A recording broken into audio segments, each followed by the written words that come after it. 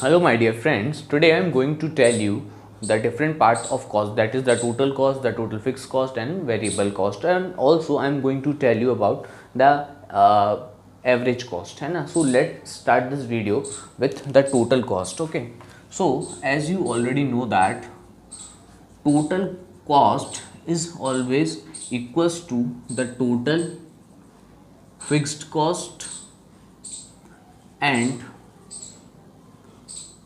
total variable cost.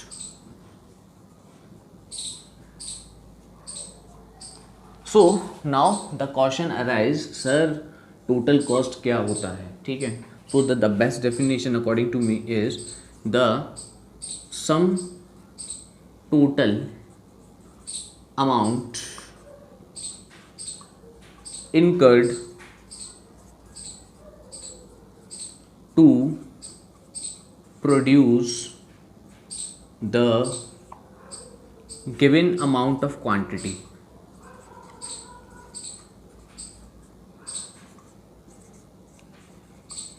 That is the total cost.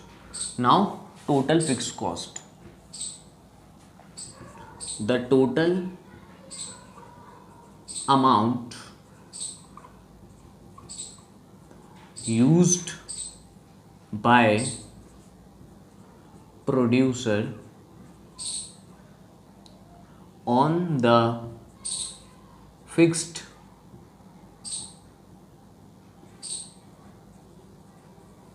factor for the production of given amount of quantity, given amount of commodity या quantity, commodity कर देते हैं, या फिर given amount of commodity.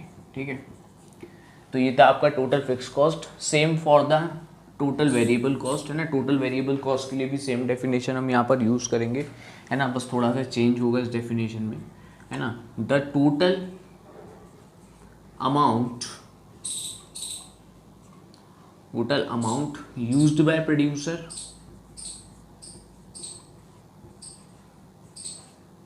On the variable factor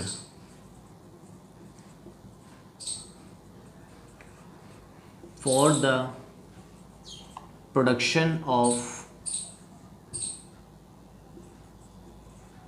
given amount of, for the production of given amount of commodity. So ये था आपका total variable cost. आप चाहें तो नोट डाउन भी कर सकते हैं इसे.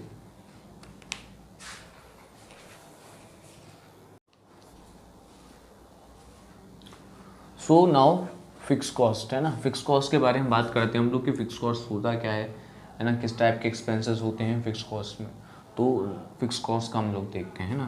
तो फिक्स कॉस्ट के बारे में पहली बात तो ये है कि fixed cost remain same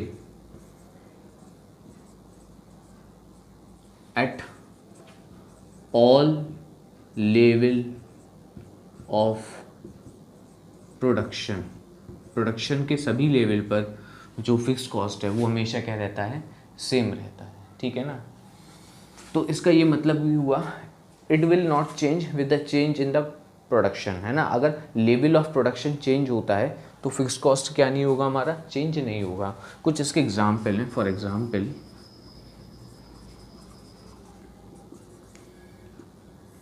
when you purchase plant and machinery, so these are the fixed factor production. ठीक है ना, ये फिक्स्ड प्रोडक्शन है आपके. ये ऐसा है कि आप प्लांट एंड मशीनरी को आप परचेज करोगे. ठीक है, तो प्लांट एंड मशीनरी को परचेज करते समय आपके जो एक्सपेंडिचर होंगे वो किस में काउंट होंगे, फिक्स्ड कॉस्ट एक्सपेंडिचर में काउंट होंगे. ठीक है, क्योंकि ये है कि अगर आपने एक बार प्लांट एंड मशीनरी परचेज कर ली तो उसके बाद अगर आप प्रोडक्शन करो या ना करो, कॉस्ट आप ऑलरेडी उसकी इनकर कर चुके हो. ठीक है, इसके अलावा salary paid to permanent staff member.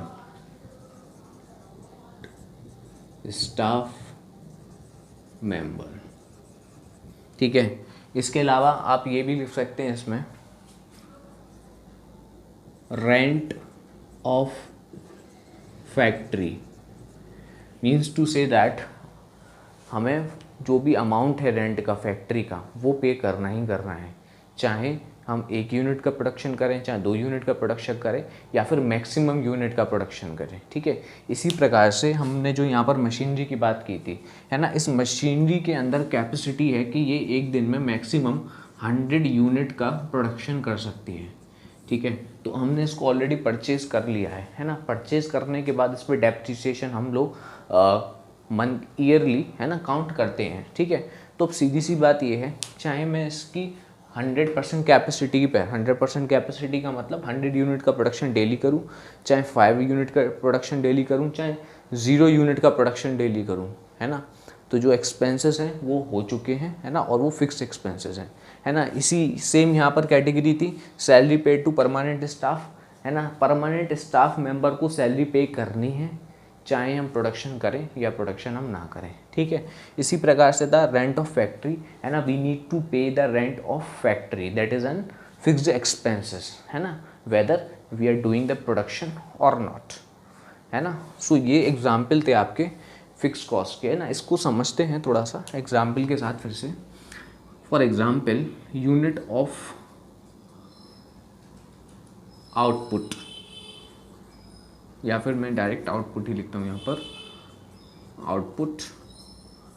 ठीक, और ये है हमारा fixed cost. Output 0 unit, 1 unit, 2 unit, 3, 4, 5, 6, 7, 8, है ना। कितनी भी यूनिट का प्रोडक्शन करूं, हर बार जो मेरा एक्सपेंडिचर है वो कैसा रहेगा, हमेशा फिक्स रहेगा। ठीक है, तो इस टाइप का जो प्रोडक्शन होता है जहाँ पर एक्सपेंडिचर फिक्स्ड रहता है ना, वो एक्सपेंडिचर को हम फिक्स्ड कॉस्ट के नाम से जानते हैं बच्चों। ठीक है, अब बात करते हैं इसके कर्व की। ठीक है,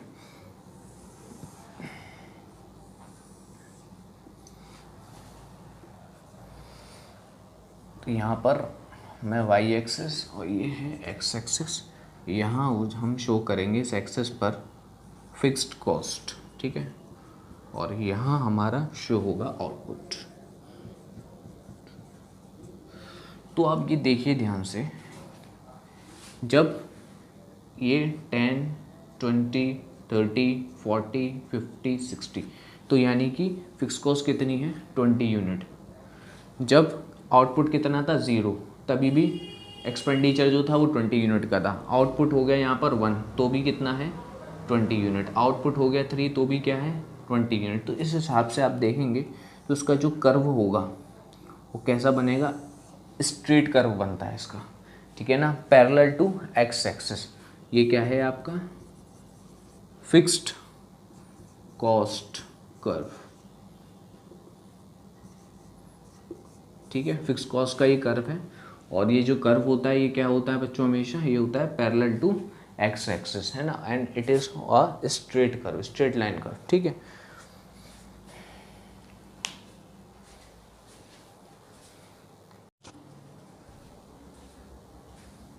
now let me tell you about the variable cost ना। वेरिएबल कॉस्ट के बारे में बात करते हैं। तो fixed cost remain same at all level of production. On the other hand, variable cost change with a change in the level of production। ठीक, तो variable cost change with the change in level of production। It means that if the production increased, variable cost increase, if the production decrease, variable cost decrease, है ना। तो ये है आपकी variable cost. Variable cost के examples हम यहाँ पर देख लेते हैं। ठीक है,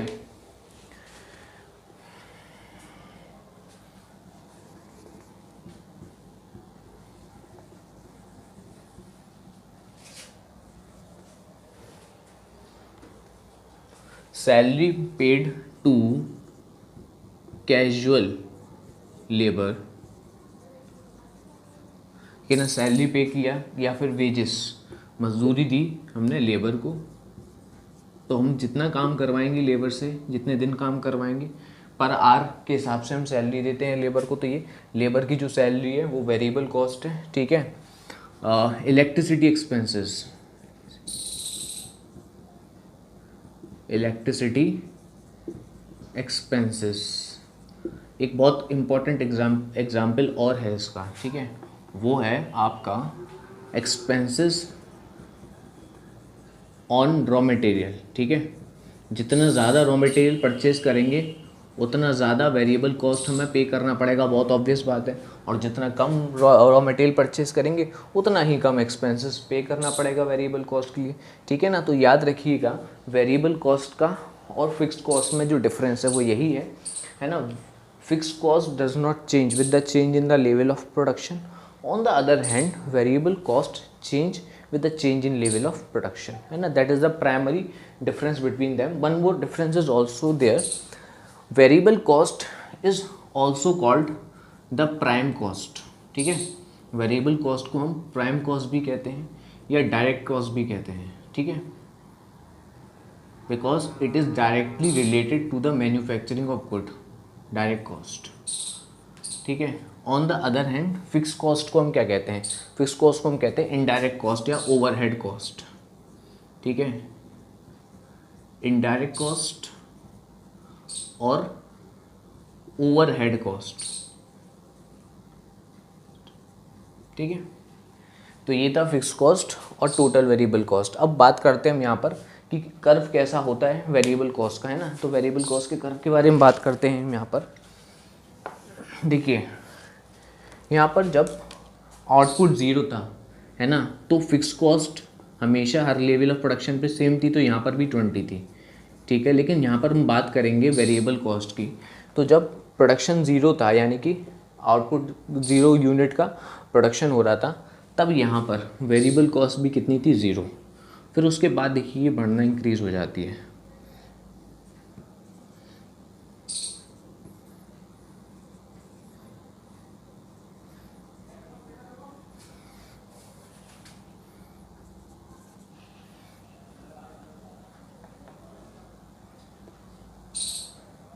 तो ये था वेरिएबल कॉस्ट, ठीक है ना। अब वेरिएबल कॉस्ट का मैं आपको कर्व ड्रॉ करता हूँ, कर्व ड्रॉ करके देखते हैं वेरिएबल कॉस्ट का कि कर्व कैसे ड्रॉ होता है वेरिएबल कॉस्ट का, ठीक है। ये मैं बताता हूँ आपको।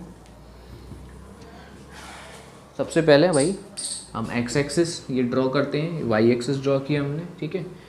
जो एक्स एक्सिस है वहाँ पर शो होगा हमारा क्या, आउटपुट, जितना हमें प्रोडक्शन किया है ना। और जो वाई एक्सिस है वो शो करेगा क्या, हमारा वेरिएबल कॉस्ट। तो जो वेरिएबल कॉस्ट का कर्व होगा ना बच्चों, वो थोड़ा सा एस शेप कर्व होगा, मैंने थोड़ा ज़्यादा किया है, बट आप याद रखिएगा जो वेरिएबल कॉस्ट का जो कर्व होता है वो कैसा होता है आपका, वेरिएबल कॉस्ट कर्व, है ना। वेरिएबल कॉस्ट कर्व को क्या भी कहते हैं हम लोग, एस शेप कर्व्ड भी कहते हैं, ठीक है। तो चाहे तो आप नोट कर सकते हैं।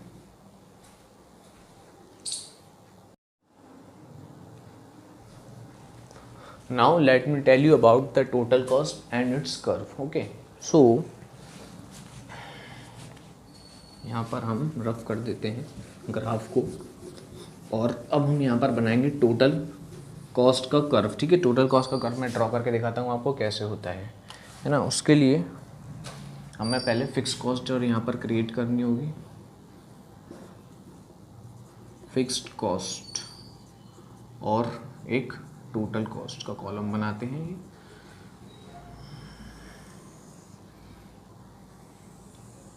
ठीक है। तो सबसे पहले फिक्स कॉस्ट जैसे कि मैंने बताया था, remaining same at all level of production के सभी लेवल पे कैसी रहती है, ये हमेशा सेम रहती है, ठीक है। 20, 30, 38, ठीक है, 3, 38, और ये हो गया आपका 4, 44, ठीक है, ये हो गया 8 एंड 48, 2 5 8 एंड 558। सो ये टोटल कॉस्ट है, ये वेरिएबल कॉस्ट है, फिक्स कॉस्ट है, ये टोटल कॉस्ट है ना। अब मैं बताता हूँ आपको इसका कर्व कैसे ड्रॉ होता है। देखिए सबसे पहले हमें वही करना है, एक्स एक्सिस वाई एक्सिस, ठीक है। अब यहाँ पर जो एक्स एक्सिस है हमेशा हम इस पर आउटपुट शो करते हैं, ठीक है। ऑन द अदर हैंड अभी मैं वाई एक्सिस पे क्या शो करूँगा, वेरिएबल कॉस्ट शो करूँगा, फिक्स कॉस्ट शो करूँगा, ठीक है, और टोटल कॉस्ट शो करूँगा। जैसा कि मैंने बताया था आपको कि जो फिक्स कॉस्ट होती है वो हमेशा कैसी रहती है, सेम रहती है eight all level of production, ठीक है।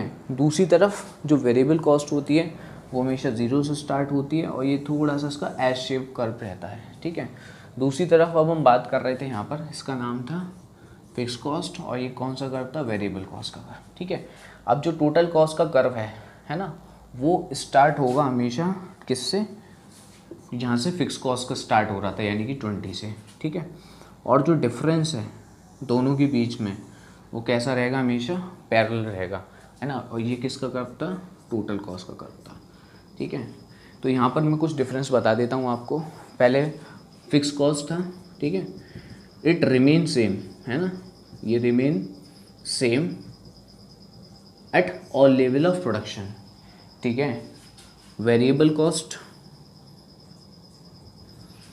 Change with change in output, change with change in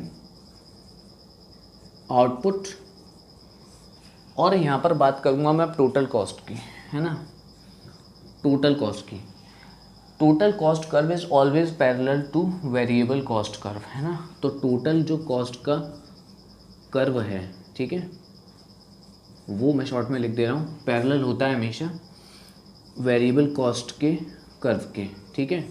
और इनके बीच का जो डिफरेंस है, the difference between the variable cost and total cost show the fixed cost, है ना। देखिए जैसे मैंने आपको बताया था कि टोटल कॉस्ट जो होता है हमेशा वो टोटल फिक्स्ड कॉस्ट और टोटल वेरिएबल कॉस्ट को मिला के बनता है। तो टोटल फिक्स्ड कॉस्ट का क्या मतलब होगा यहाँ पर, total cost minus total variable cost, है ना। तो इनके बीच का जो डिफरेंस है, ठीक है, ये हमेशा पैरेलल है। तो टोटल कॉस्ट और टोटल वेरिएबल कॉस्ट का जो डिफरेंस होगा, ठीक है, वो क्या होगा, हमेशा हमारा टोटल फिक्स्ड कॉस्ट, है ना। यहाँ पर आप चाहें तो total fix cost, total variable cost भी शो करते हैं। तो ये थे total cost, total fixed cost and total variable cost, है ना, इनके कर्व, है ना, इनकी टेबल। और ये सारा जो मैंने डाटा लिया है बच्चों, ये सारा इमेजिनरी यानी हाइपोथेटिकल डाटा है ना। इस चीज़ को आप याद रखेंगे, आप चाहें तो नोट भी कर सकते हैं इस डाटा को।